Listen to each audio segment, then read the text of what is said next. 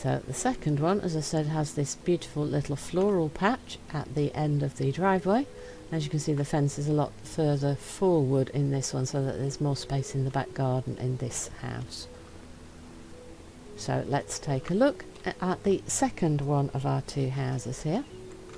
So as in when we come through the doors, you can see we've gone for a much brighter colour scheme here. We've got the bright, vibrant one, whereas the other one was a very pale, calm, modern, neutral decor. This one is much more the girly theme. We've gone for pale pink on the wall, and then the hot pink, the magenta pink for the furniture and the wall hangings. And of course, this was all kind of inspired by the fact that we had this painting already on the wall when we came into the property, when it needed to be brought up to specs because it was in such a sad little disrespect, needed to be repaired very much. But the picture gave me the inspiration for the new colour scheme. So we've got the new corner sofa from the HGTV expansion here, and this is in the magenta colour.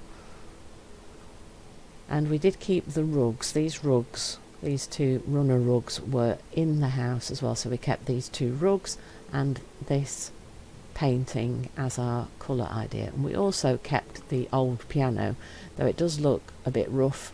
I just thought it would be really cool to keep this old piano that has belonged to the house for quite a long time. So they're the things we kept. Oops, tell you what I forgot to do, I did not remove this. That was one of the things I meant to remove and didn't, see? So we made a small mistake there, didn't we, Kitty? We didn't remove it. There we go. That's much better. I thought I'd done everything. We've got these chandelier, globe chandelier here. That's one of the new ones from the expansion. And there was a cluster of display units over here originally, and we did keep the painting as well. So we kept that painting as well, but we've replaced all of the display units here. We did keep a few of the items that are on them, but then we've also added some of the new fancy books for cooking and for gardening, and then I added a few more of the different coloured books so that people have got something to read when they come to visit the property. Again, I've got the nautically themed display piece over here,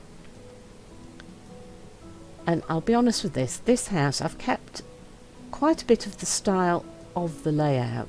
It had a display cabinet, so I've replaced the display cabinet with a new version, a very fresh version, not the old ratty looking one that was here originally.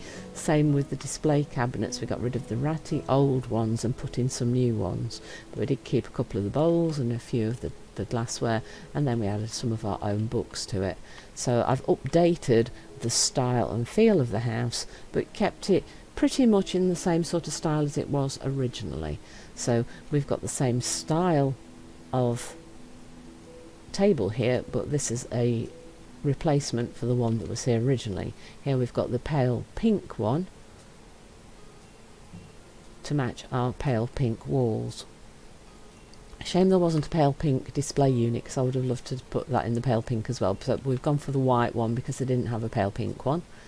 We've swapped out the seating and the table here. We've put in one of the new wooden tables, and we've used the magenta seating here to make our nice little seating group. And the colour, of course, is the magenta that matches our corner seating unit over here, and our new long curtains over here and here. And we've used the pale pink covered stool here as a replacement for the one that was originally here with the piano, so that we could keep the old piano in our build. So this is the downstairs living room for our second one of our two-storey semi-detached houses. This is the second one of the two. We've left the doorway open into the kitchen and dining room area. I've used these grey walls to give it a more modern, crisp feel to the actual kitchen area of the build, and I've used the striped blinds in the white and various shades of grey.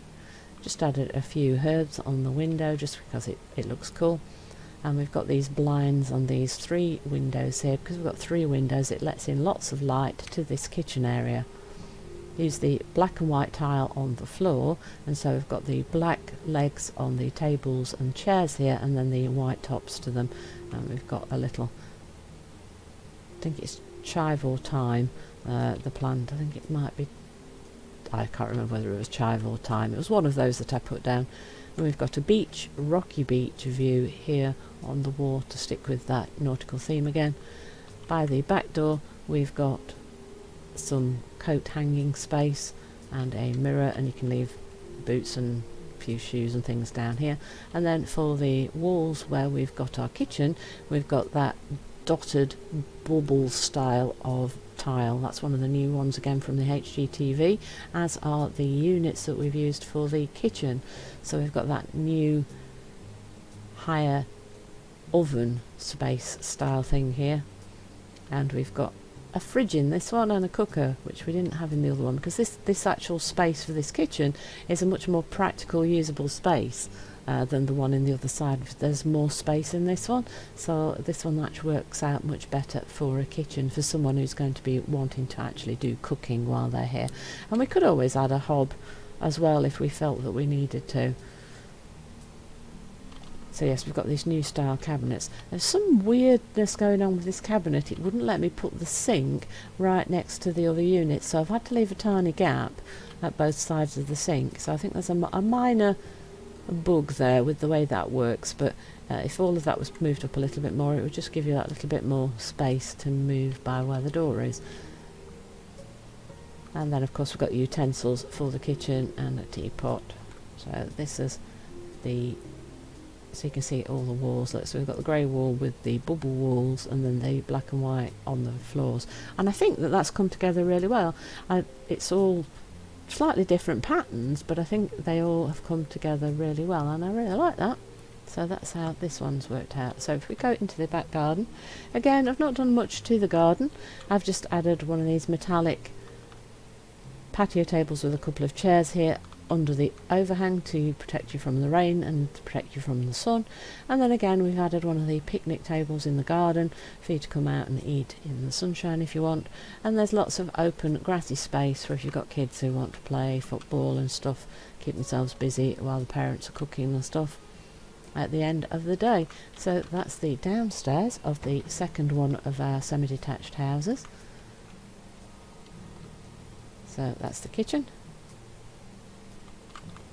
and the sitting room with the beautiful baby grand piano. So let's head on upstairs.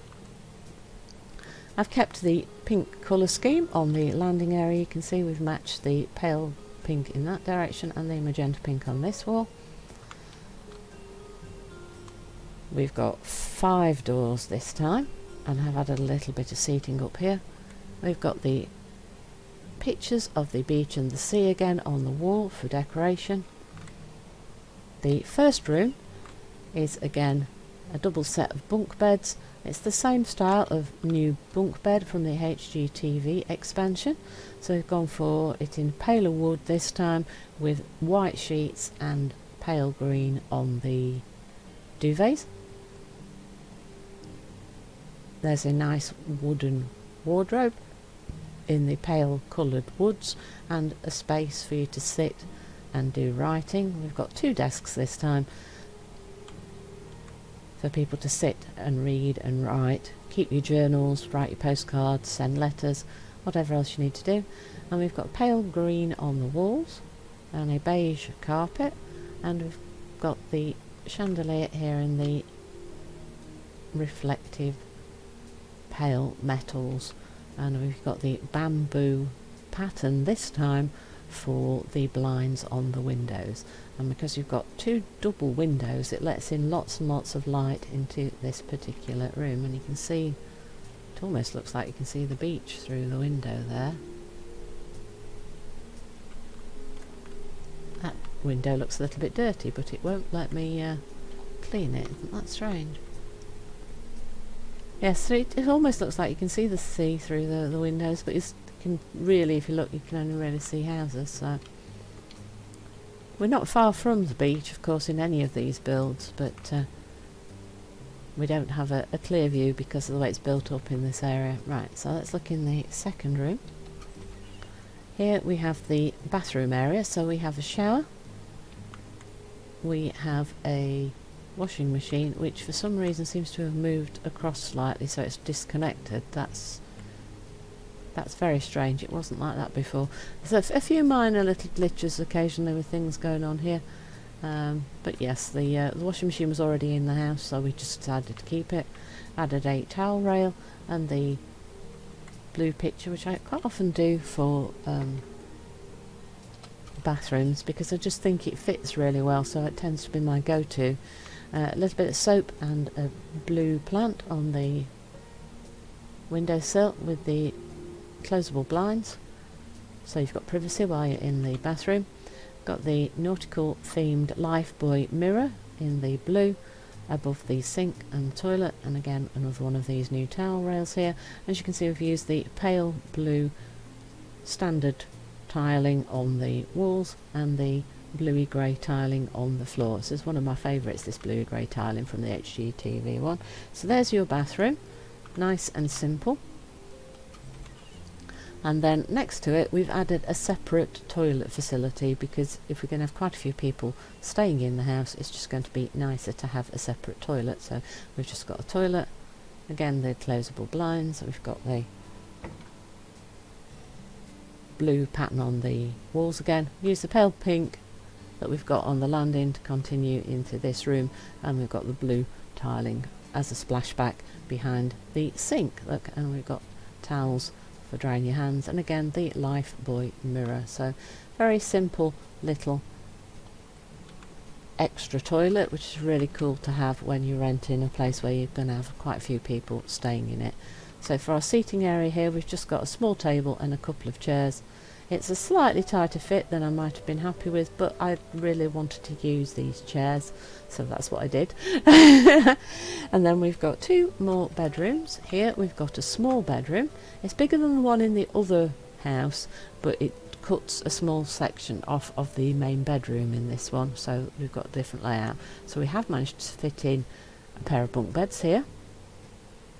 So that gives you 3 sets of bunk beds in this house, and a desk to be able to sit and do writing and stuff. In this case we've gone for an peachy orange colour scheme, so we've got an orangey colour scheme on the walls. We've gone for the pale wood here, and we've got the pale yellow sheets and the orange or pale coffee. I think they call it pale coffee, but to me it's a bit orangey on the duvet.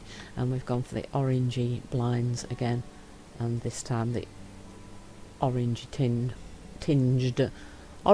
tinged, that's hard to say, Kitty, the orangey tinged lamp here, and a wardrobe, and then it's actually a shoe rack, but you can use the top for shoes or knickknacks, and then the bottoms for drawers for putting your things in. So we've got plenty of space actually of storage. It's not a big wide room, but again it gives you privacy, and it's a bigger room than in the other house at the other side. And then the master bedroom, as you can see, has got a sliver cut off it. You can see here this section in the other house was part of the master bedroom, but here it gives you that much more space into the spare room at the side there, so that gives you extra separate room with more space in it, rather than having one big room for the master suite. So I think it's a more fair distribution of space if you're trying to fit all your family in this particular house. It does give you a little space for seating here for a dressing table, and as you can see I've used the contrast red wallpaper, that Chinesey style pattern in the alcove and along the main wall where we've got the headboard for the bed, and I've stuck with that kind of orangey reddy pinky theme throughout the house. You can see we've used the